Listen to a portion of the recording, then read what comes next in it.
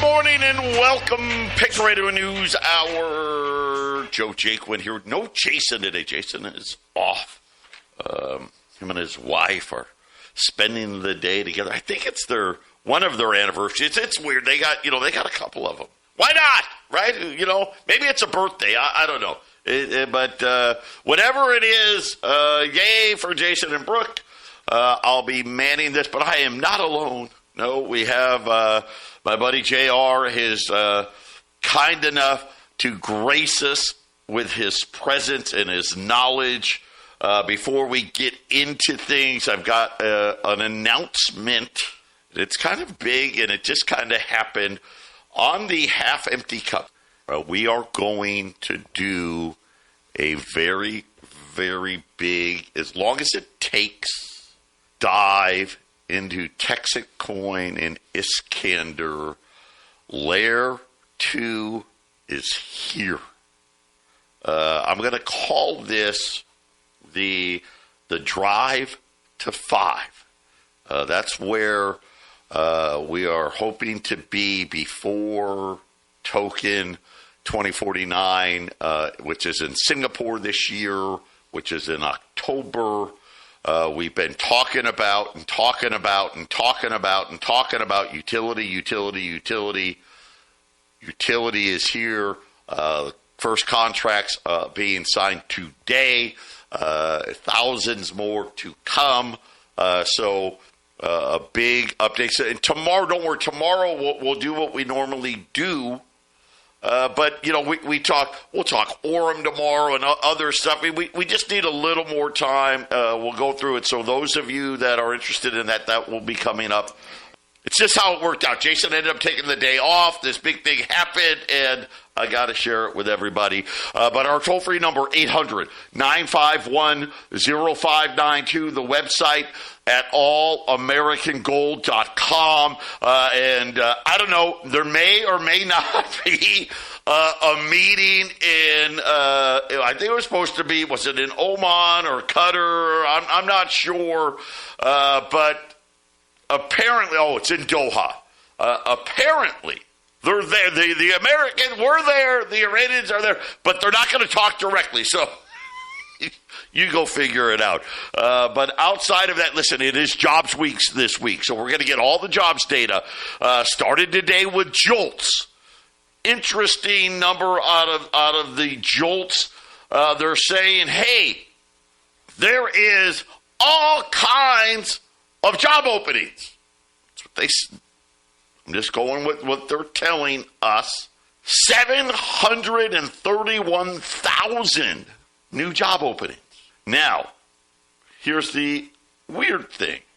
So I'm, okay, boy, that sounds like a lot. And it was one of these huge beats. According to the Bureau of Labor Statistics, wholesale trade, I don't know, I've never seen a number like this, 71,000. Manufacturing, leisure, hospitality, yada, yada, yada, yada, yada. And then at the same time, unfortunately, when we look at this, the number of quits. So usually when there's lots of jobs, lots of people quit. And why do they do that? Well, they quit because, hey, this other company's going to pay me more money. Well, the number of quits fell again. Matter of fact, now it is so low. We're back to the COVID lows. Wow. Yeah, that's quite something. So kind of a mixed message. Is there, are there really a lot of jobs that are out there? Or are they just posting jobs and collecting resumes? And the other data we got was the Conference Board. They do a survey of the job market. And according to the Conference Board, a huge miss in this survey. Far worse than what they were expecting. They said the present situation for the job market is the worst in over 5 years. So going back to COVID. So, JR, I don't know. The government can't make up its mind if we've got a good jobs market or a bad jobs market. And it looks like, businesses may be collecting resumes, but it doesn't look like there's a lot of hiring going on. Well, yeah. And first of all, we, as a financial advisor, I'm supposed to care about the numbers, right? I mean, that's part of my job, track, care, articulate to people. I don't follow that stuff much, not as much as you. I'll tell you why. How are they tracking this? ADP comes out. They never called my office. You said 731,000 job openings. I don't have anybody. Nobody called me and asked me if I have any. Right. I've never gotten called. You know what? That's a great point. I've never gotten called. No, and when they redo the numbers, I love that. When they reevaluate the numbers, the unemployment was down 230,000 people. Revised revision, yes, yes. Right? So I don't put a lot of stock in that. I know that right now people are hurting. I know people aren't buying their home. First-time home buyers are in their 40s. I know this country isn't deep. You know what? They need to come clean. And they won't because they can't. Yeah, and it's interesting, coming clean, right? The one thing that they're trying to convince everybody is, hey, don't worry about all the money we're printing. And don't worry about debt. Somehow we're going to grow our way out of it. Patriot Radio News Hour will be back after the break. 800-951-0592. Joe and along with JR this morning. Again, a big announcement coming, especially for you Texas and Iskander people. I know we're all, I've been telling you, listen, this thing's far from over, and I was fighting, and we got some really good news coming. So stay tuned for that. Having said that, JR was talking about, people are hurting. It's a weird economy. We can all agree to that, right? Stocks are at all-time highs. Now, granted, it's this whole, 10, 12 stocks, AI. I mean, it's mind-boggling. When we look at it, I think most people that I talk to kind of say the same thing, right? Which is either things aren't good, right? Or, yeah, you know what? I'm doing okay, but yeah, I'm not feeling great about it either, even the ones that are doing okay. And it's really interesting because today I actually had to Google. Yes, I know Google, because I was too lazy to get on DuckDuckGo. But I Googled, hey, what's it cost for the 4th of July barbecue? Right? They like to throw this number out. And I bring this up because now I'm going to give you the number. But remember, this is just food. That's it. There's nothing else on this but food. According to the numbers, a cookout for 10 people. So that's how they do this. So every year, 10 people, barbecue, 4th of July, right? I mean, this is about as American as it gets. Right, 250 years this weekend, $73.82. That is up 4% from last year.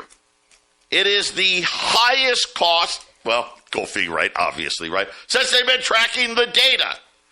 Then they broke it down.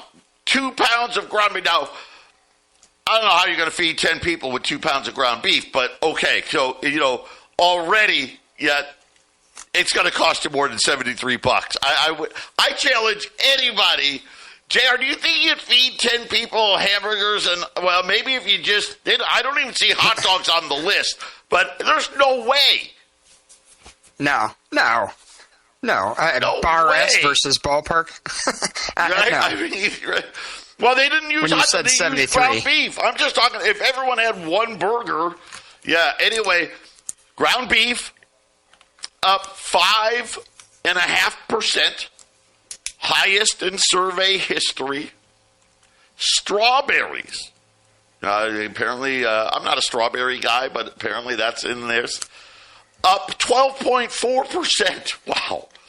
Yes, they're saying that it was hit by bad weather in Florida and high labor cost. Pork and beans. Right? I'm in my mind, I'm like, okay, you can't get any cheaper than pork and beans, right? I mean, that's got to be like one of the cheapest things around. Up 14%. Yeah. Higher aluminum prices is the reason why your pork and beans cost so much. Hamburger buns. Yeah, now this I know. It's crazy. Bread is a fortune now. Up 7.7%. Now, full disclosure, when I say bread is a fortune, I'm not allowed to eat a lot of bread, number one. And when I get to eat bread, it has to be a keto bread. But, yeah, just to give you an idea, a pack of keto hot dog buns, it's like $7 and change for eight buns. Yeah, yeah, I don't know. Now, they did say that other items, they didn't list them. Chicken breast, pork chops, cheese, and lemonade ingredients also saw increases, but they were less than the ones I just gave you.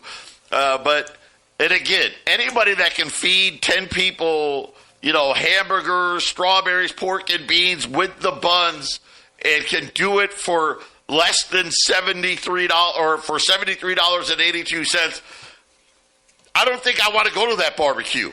You know what I'm saying? Because I know what hamburger costs.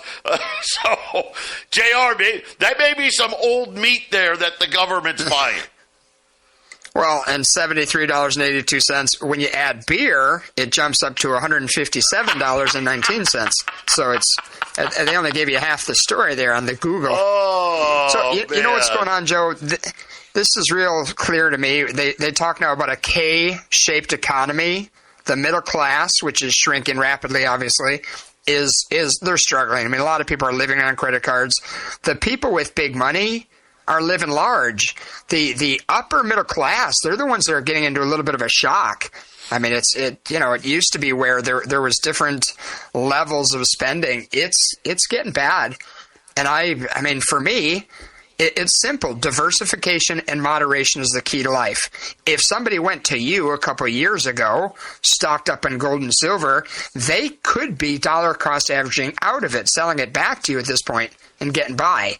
I mean, when you talk about the Dow Jones, the 30 companies, by the way, I think today's the first day they're making a change in the Dow. Alphabet, isn't that the parent company of Google? They're going to replace Verizon. So what was it, about 18 months ago? They replaced Walgreens with Amazon. So we're going real tech heavy in the Dow now, too. Well, yeah, you know what? One of the ways they keep that Dow Jones price elevated is they take the best performing stocks and throw them in there. Now, it's supposed to be a very diversified, taking 30 stocks and saying, hey, this represents America. I don't know how Alphabet and Verizon count as the same, right? Because they're obviously not one is a cell phone service provider, right? And the other one, let's face it, right? Maybe, I don't know if anyone spends more on AI than Google. But anyway, they always figure out a way to make it work. But it's interesting what's happening because JR is talking about, hey, we're not just talking about middle class, right? It's upper middle class. This is the JR. I know you see this with your clients. The squeeze is here. And what we're seeing, and I think this is why people feel so crappy about what's happening, is let's just, the middle, right? The middle is the biggest section.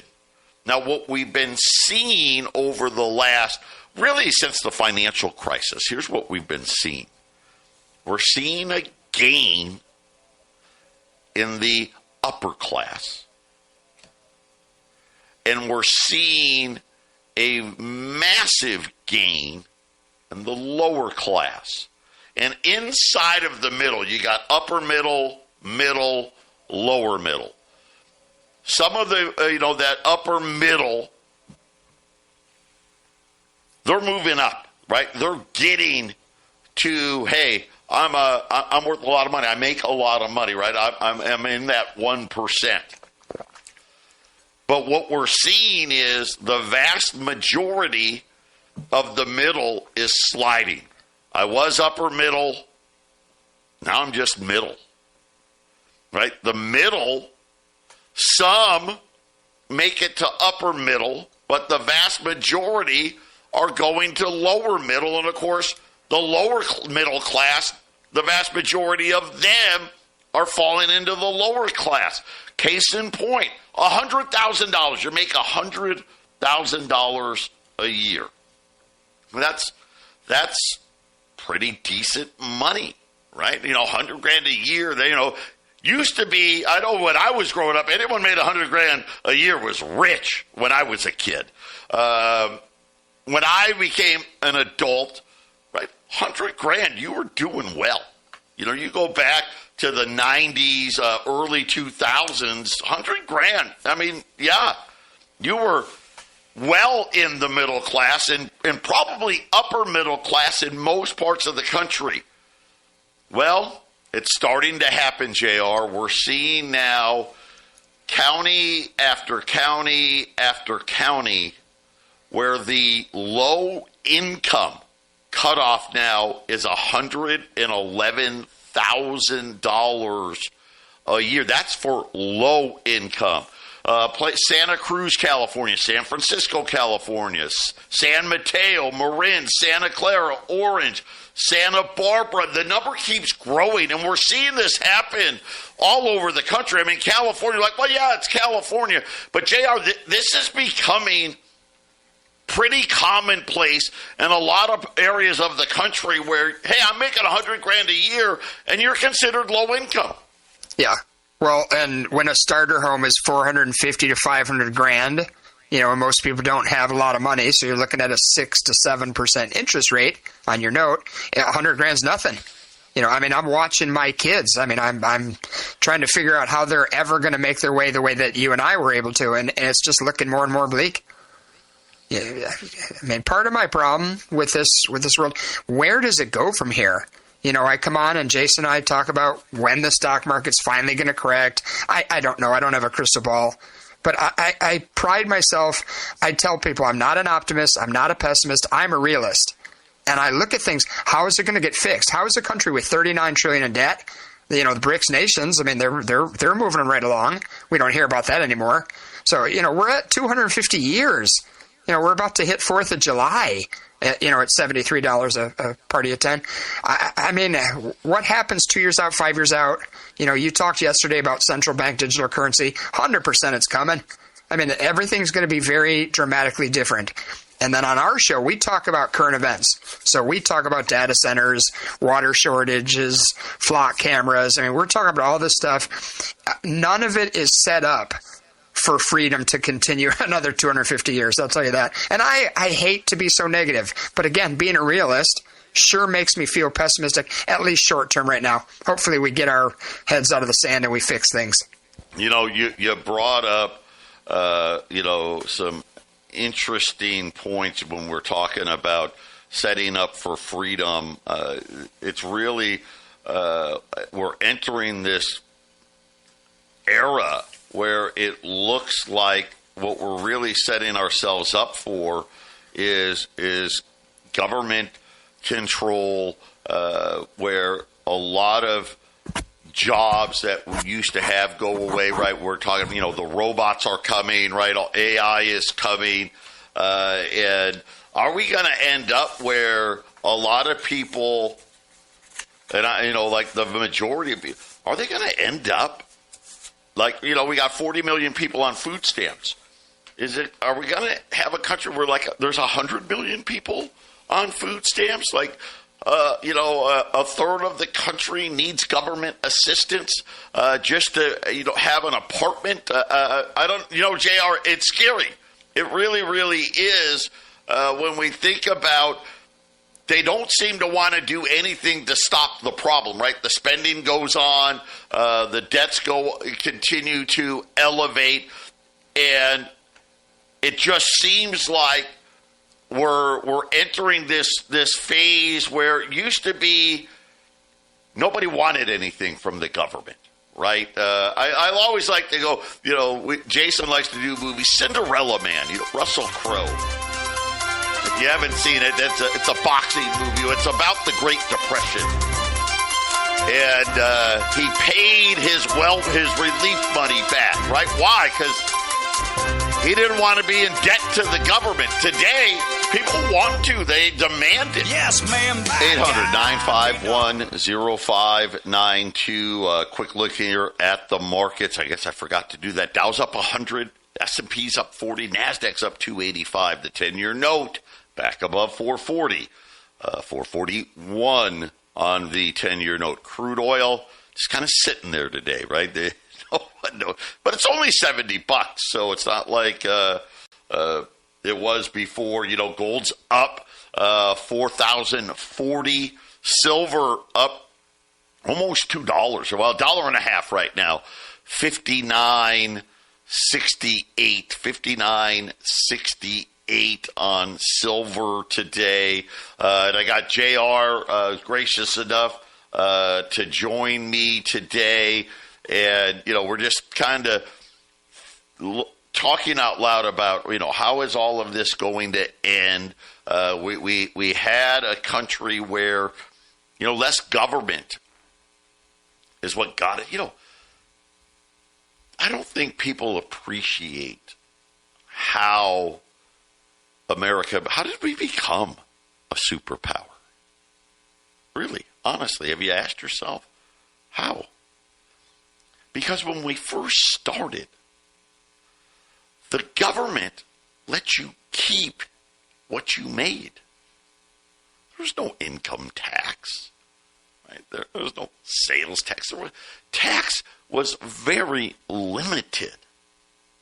And why was it limited? Well, because the founding fathers knew, right? The government's the problem. And if we can keep the size of government at bay, and if you can resist the temptation from the bankers, you could have the greatest country on earth, and we did.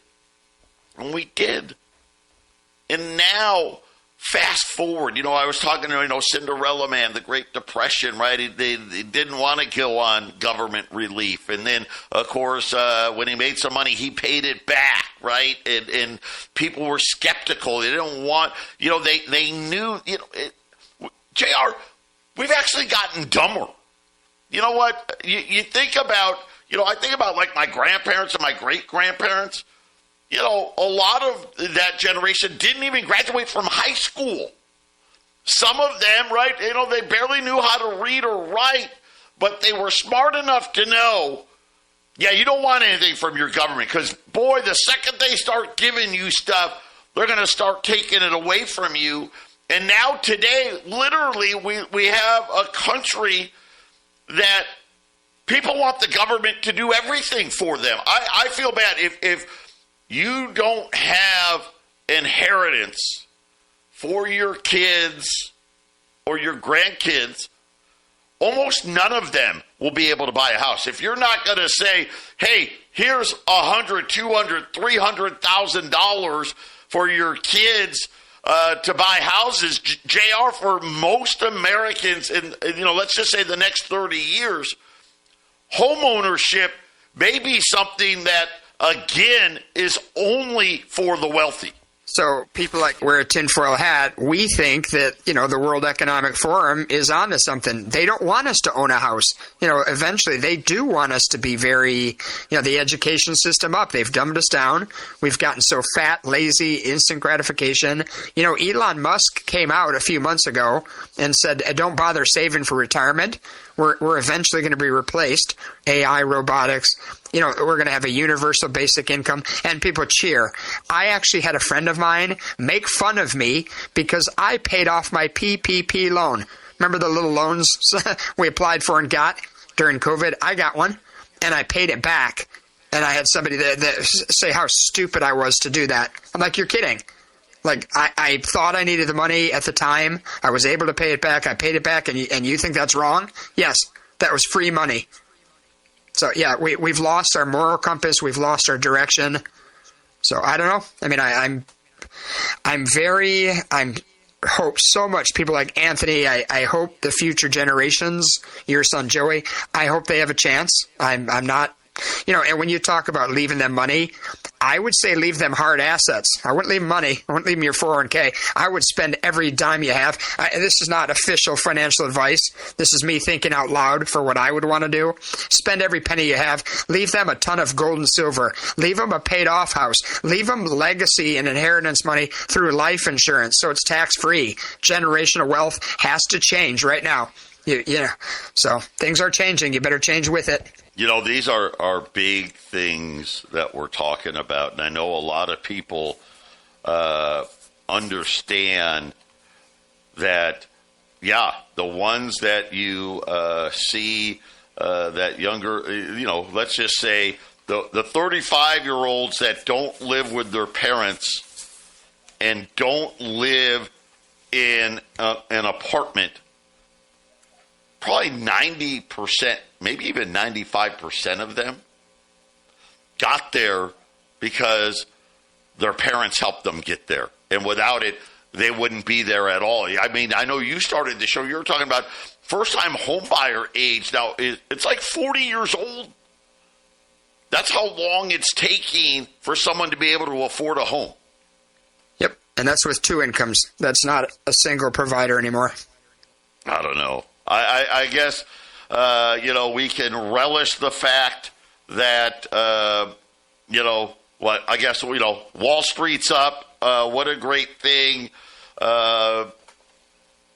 It's not so great when, you're just struggling to afford basic, things like an apartment and you're making, I'll tell you this. Both of my kids make a disgusting amount of money as far as like when I was, my oldest is 26. My youngest is 23. Both of them make well over $100,000 a year. Both of them.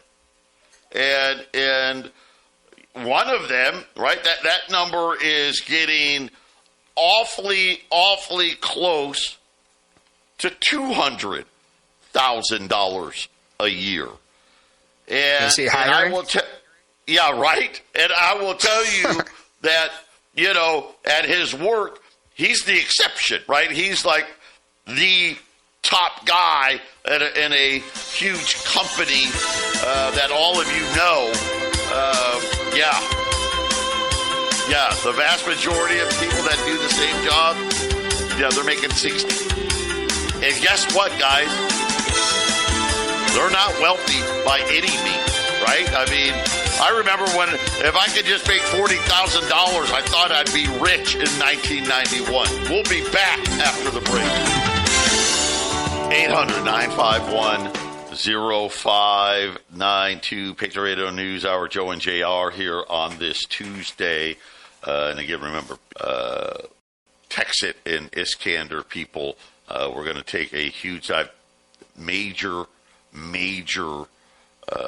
developments, all good stuff. But, we're just talking about affordability, right? The government tells you nonsense today that you can feed 10 people hamburgers with all the fixings, and it'd only be $73. That's just not possible. I guess, I don't know. If you do those like little thin smash burger thingies, then I guess maybe you could, right? Outside of that, probably not. And then I started talking, and I only bring it up because I got promoted at my work. This was, like 1992, 93, something like that. And I got up to $42,000 a year.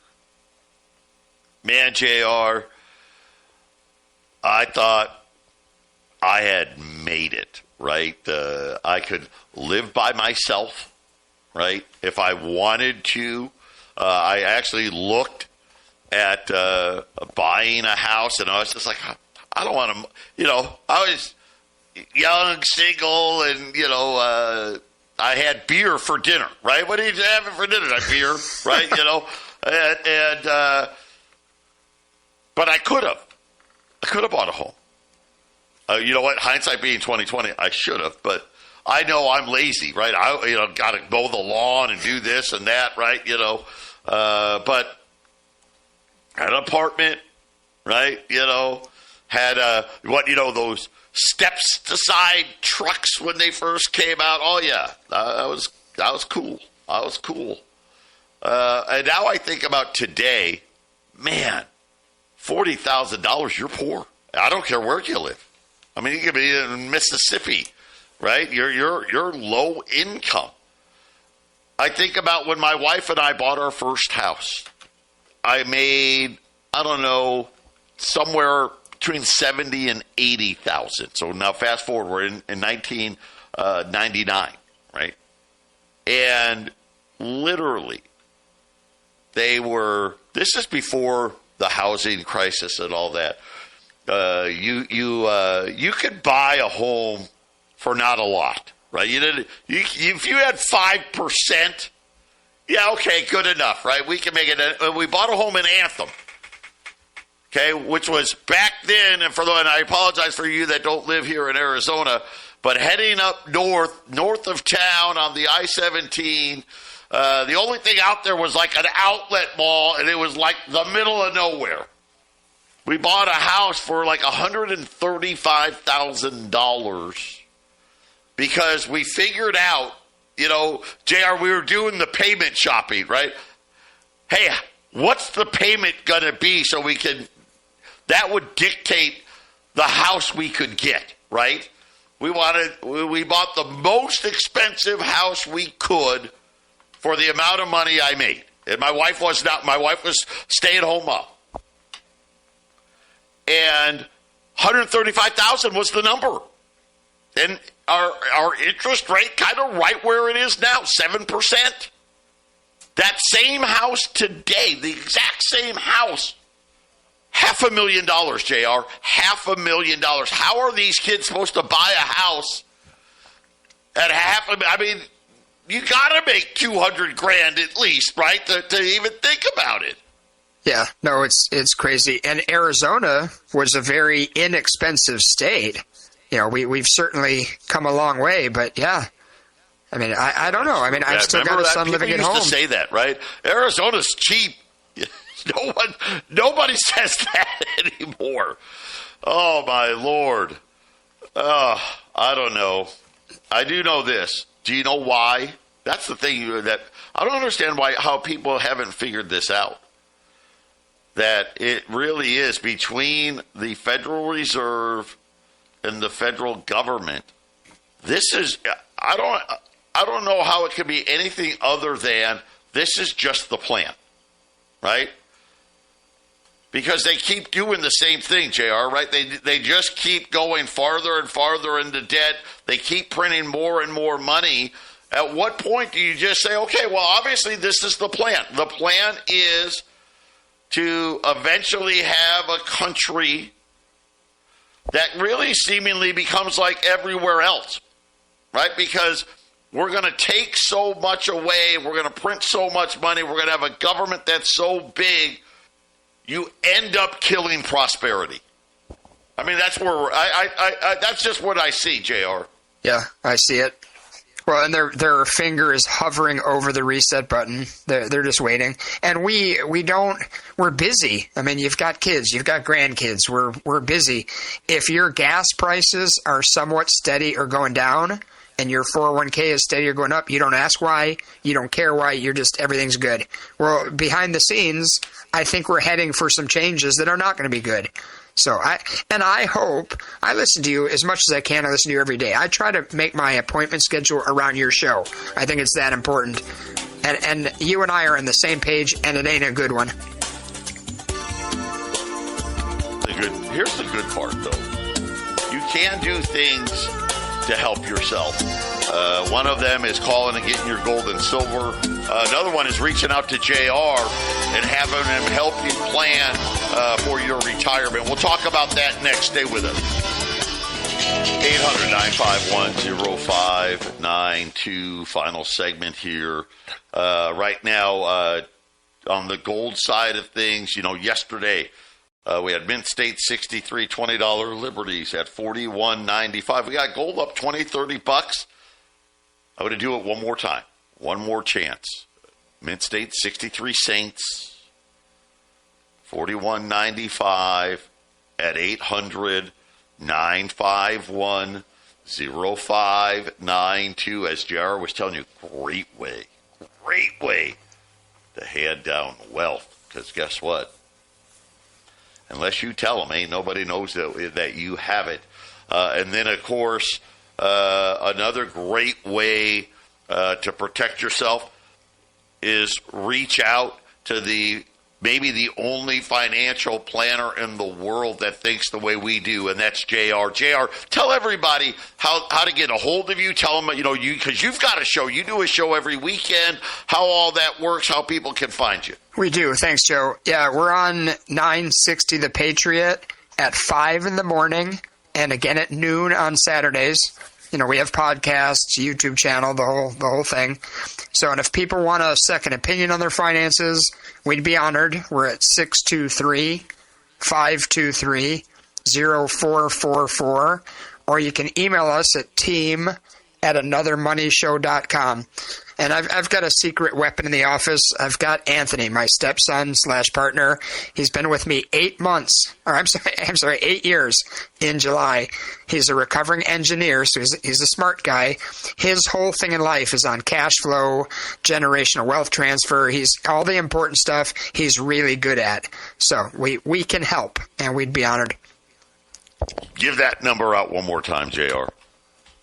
623-523-0444. And that's the email address, because that one's easy. team@anothermoneyshow.com. There you and go. Your listeners... Go ahead, your listeners are going to gel with us. I mean, we believe in moderation and diversification. We believe that you better start working around the crypto space. We believe in gold and silver. We believe in bank money, stocks, bonds, everything within moderation and diversification. There you have it. And if you want to get in on the gold special today, 800-951-0592. I mean, day to day, right? We don't know, but the one thing that we know is certain. They always say, right, death and taxes. You might as well throw in the government spending beyond its means, and really, listen. We know where we're going. I guess that's the good part. We know where we're going, and what side of it do you want to be on? Do you want to be on the side that continues to lose ground? Gosh, I started out as upper middle class, then I was middle class, and then all of a sudden, by the time my life was over, I'm lower middle class? Or do you do the right thing, take the right precautions, and make sure that you can continue not only your standard of living, but help your loved ones that are coming up next, because they're going to need it. 800-951-0592.